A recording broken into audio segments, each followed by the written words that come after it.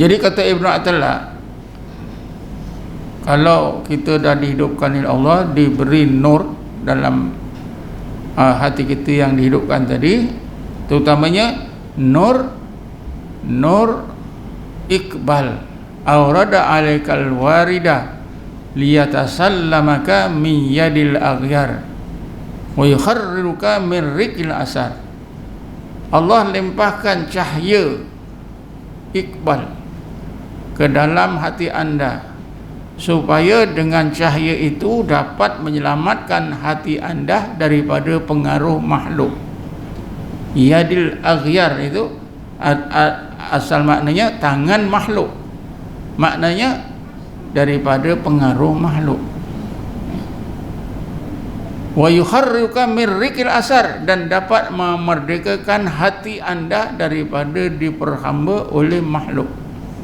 Kalau kita dapat ni tuan-tuan, insya-Allah apa yang kita fahami dengan akal kita tadi, kita tidak perlu memikir-mikir pandangan manusia, pandangan makhluk, tapi kita fikir semata-mata maukan pandangan Allah.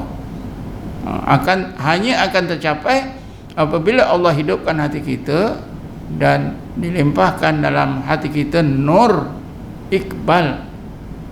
Kerana bila dapat nur ini, hati kita ini selamat daripada pengaruh makhluk dan merdeka. Wa yukharriruka, dan merdekakan hati anda min riqil asar, daripada diperhambakan oleh makhluk. Asar itu maknanya makhluk. Jadi itulah caranya. Kalau tidak, tak boleh tuan-tuan. Sebab itu dikatakan ilmu tasawuf itu ialah ilmu tasawuf, yang dikatakan ilmu tasawuf itu ialah kesan daripada amalan. Kesan daripada amalan, bukan belajar saja, bukan baca kitab saja, bukan faham kitab saja, tak ada. Mesti beramal dan dapat kesannya. Itulah tasawuf. Siapa yang menghadiri ada satu seminar dekat kuis, ada 2 kertas kerja ditulis. Salah satunya kertas kerja yang ditulis oleh Profesor daripada UKM,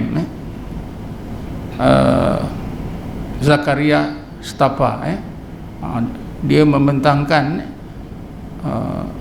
dia menghuraikan apa makna tasawuf itu. Tasawuf itu ialah hasil daripada amalan. Ilmu tasawuf itu ialah amalan, bukan belajar di kelas, bukan kuliah di kelas. Itu ilmunya. Ilmu tasawuf macam ini yang saya terangkan ni ilmunya. Yang dimaksudkan tasawuf sebenar tu, ilmu macam ni kita amalkan. Dah amalkan betul-betul, Allah Ta'ala kurniakan tadi dalam hati kita dihidupkan, diberi cahaya, itu barulah tasawuf. Jadilah orang sufi. Dengan belajar macam ni tak akan jadi sufi. Pendengar ilmu tasawuf. Semua ulama tasawuf kata gitu. Kan saya dah bagi keterangan yang sangat mudah. Sangat mudah macam mana? Kalau saya sebut 2 perkataan, ini tuan-tuan mesti faham. Lalai dengan sedar. Lalainya hati, sedarnya hati. Semua orang faham. Betul tak? Awak ni berarti lalai, kita ni hati lalai.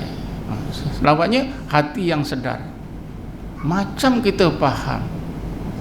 Tapi sebenarnya tuan-tuan, selagi kita belum melalui pengalaman di mana kita dikurniakan oleh Allah, hati kita yang lalai ditukarkan oleh Allah dengan kesedaran, daripada ghaflah kepada yaqadah. Bila kita dikurniakan, baru kita tahu, oh macam itu rupanya.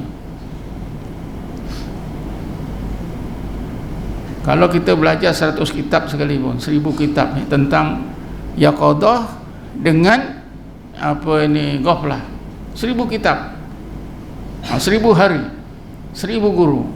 Selagi kita tak dikurniakan Allah, tidak melalui pengalaman, Allah kurniakan kita, ditukarkan hati kita yang ghaflah kepada yaqadah, kita tak akan faham. Bila dia tukarkan, kita barulah faham. Itulah tasawuf. Itulah tasawuf. Pasal apa? Kita dah mengalami zaman hati kita ghaflah. Lepas itu ditukarkan oleh Allah, lalu kita dalam pengalaman yang baru, hati kita yaqadah, daripada ghaflah kepada yaqadah. Barulah kita tahu. Sebab itu tasawuf itu, yang dinamakan tasawuf itu ialah kesan daripada amalan tadi. Tapi ilmunya kena belajar juga macam ni. Kalau tak belajar macam mana? Sebab itu tiga-tiga ilmu tu wajib dipelajari: fiqh, tauhid dan tasawuf. Kalau tak ada asas ilmunya pun susah juga. Susahnya macam mana kita nak faham? Lepas tu kita mudah ditipu oleh syaitan. Pasal apa? Jahil, tak tahu mana perginya, ke mana arah yang kita amal ni, zikir ni ke mana, tak tahu.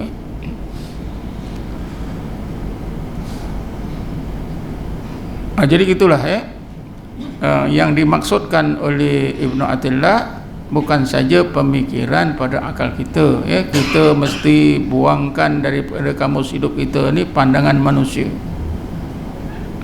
Itu baru pandangan, nanti ada tambahan sikit ni. Manusia ini kan bawa banyak harapan.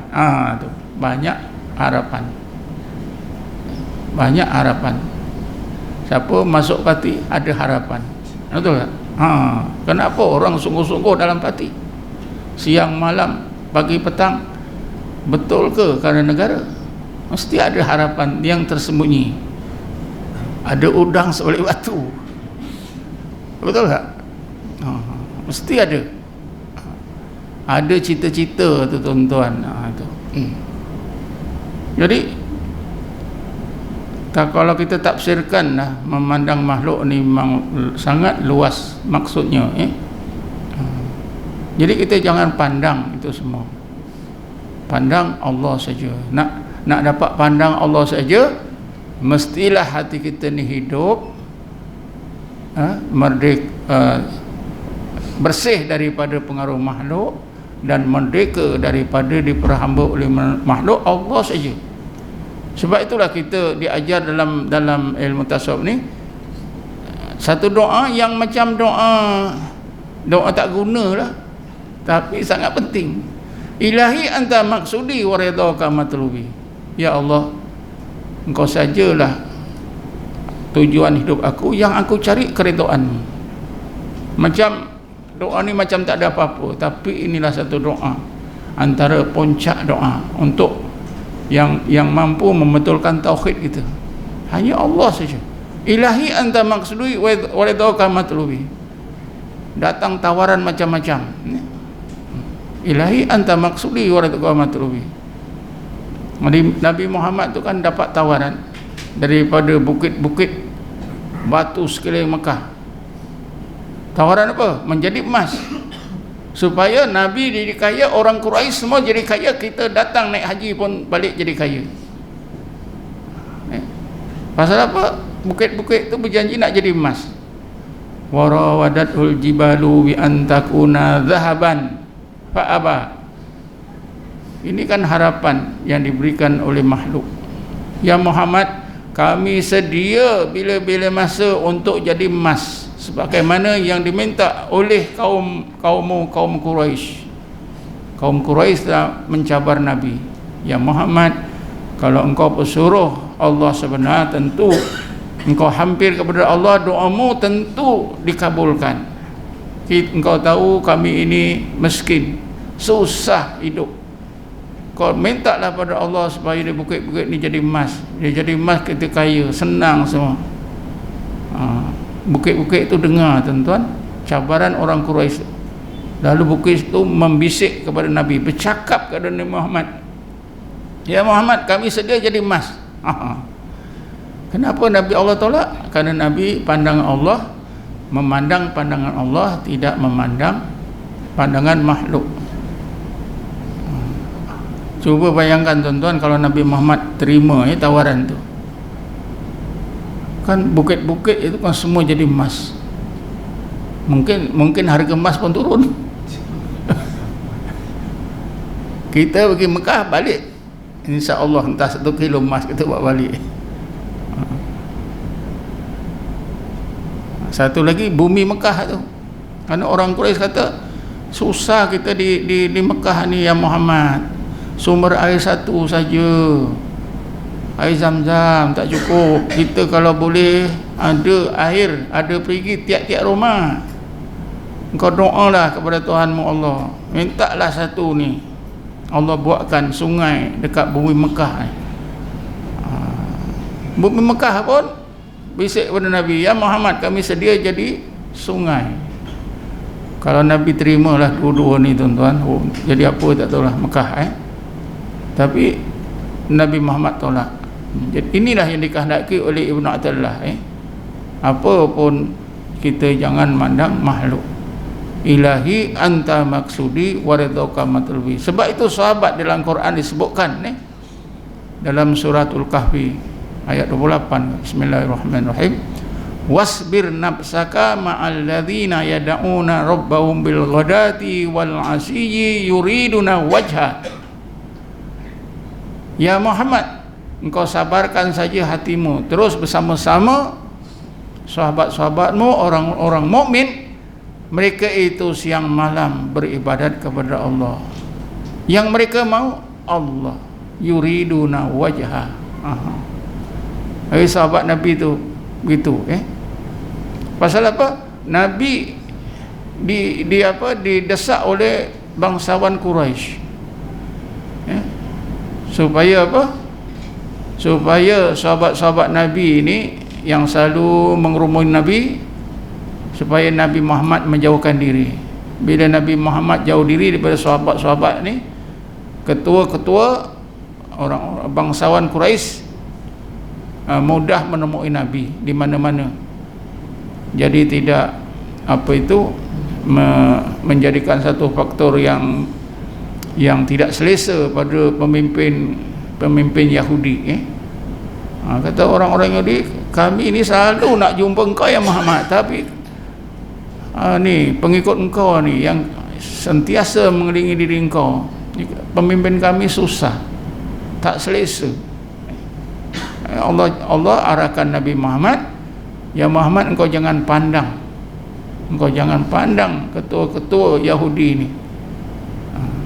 Engkau teruslah bersabar dengan sahabat-sahabatmu orang-orang mukmin, mereka itu beribadat siang malam semata-mata yuriduna wajah, maukan Allah. Ini panduan. Ini berarti Nabi Muhammad pun dah ajar sahabat, jangan pandang makhluk, pandang Allah. Nabi diuji oleh Allah, datang wakil-wakil Yahudi memohon Nabi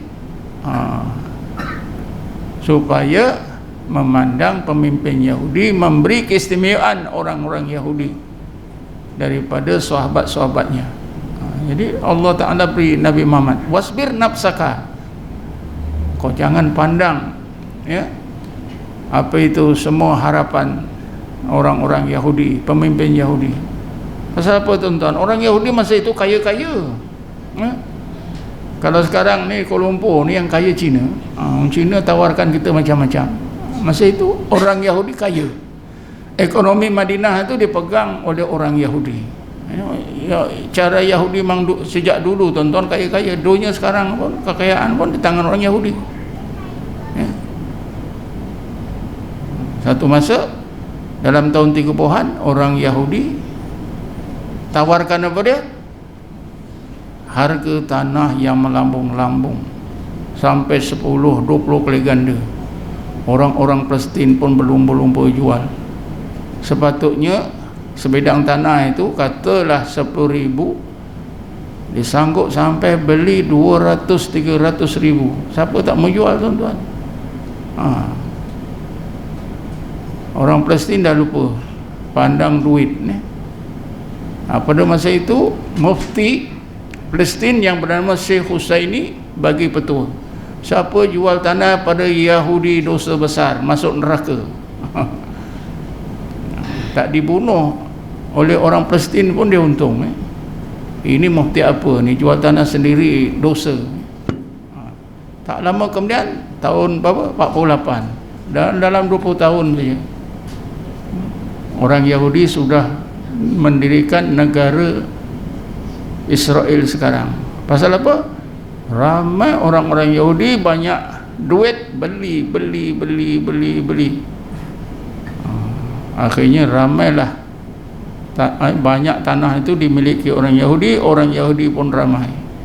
Mereka memberontak dibantu oleh orang Barat, senang saja. Betul kalaulah orang Palestin tu tak jual tanah, ya, kan itu mandang duit tuan-tuan, tapi duit itu sekarang mana? Penderitaan lah. Tapi itu memang sudah dikehendaki Allah begitu, supaya orang Yahudi ada negara, supaya mereka jadi kuat, jadi sombong, berkumpul di situ. Besok satu masa orang-orang Islam ni senang nak bunuh Yahudi, tak perlu lari ke sana kemari, semuanya dah ada kat situ. Sebab itu kita pandang positifnya tuan-tuan, jangan negatif. Bagus itu orang Yahudi dikumpulkan oleh Allah, tapi mereka tak sedar. Betul tak? Bagi saya itu positif lah. Kalau kita pandang Allah positif. Sebab itu kita jangan pandang manusia, pandang Allah, insya-Allah kita selamat. Jadi cukuplah setakat ini tuan-tuan, wallahu alam. Assalamualaikum warahmatullahi wabarakatuh.